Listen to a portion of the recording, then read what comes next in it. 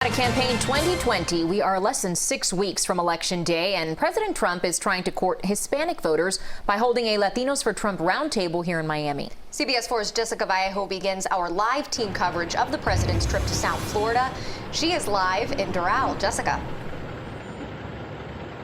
Well, Lauren, Carly, it was a short visit for President Trump here as he's weighed his way shortly to Georgia for another campaign. But his visit here was aimed at courting the Latino vote as he made sure to tell them that he will continue working for them. President Trump began the Latinos for Trump event at the Trump National Doral by mentioning he was thrilled to be in Doral, calling it the Venezuelan city. The success of the Hispanics, they call them Latinos sometimes, Hispanics sometimes, and sometimes you can call them both. They don't really care, I figure. After about 5 years,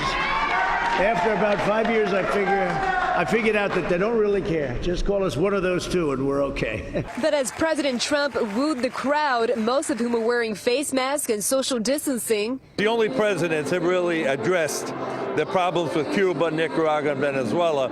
Donald Trump is the wall between liberty, freedom, and communism, socialism. So we're going to defend this nation with all we've got. We love Venezuela. Yes. We love the United States. Some of his supporters faced off with a group of Latinos for Biden sympathizers on the sidewalk. I'm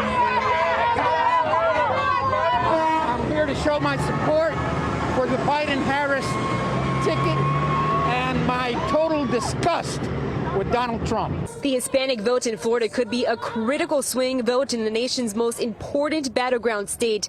A poll by the Washington Post and the ABC News poll shows Mr. Trump with 51% of the Hispanic vote in Florida and Joe Biden with 47%. During his visit, he announced he had the lowest Hispanic unemployment rate and has imposed the toughest sanctions. We built the greatest economy in history, and now we're doing it again. In the past 4 months, we added 3.3 million Hispanic American jobs. That's a record also. A lot of records.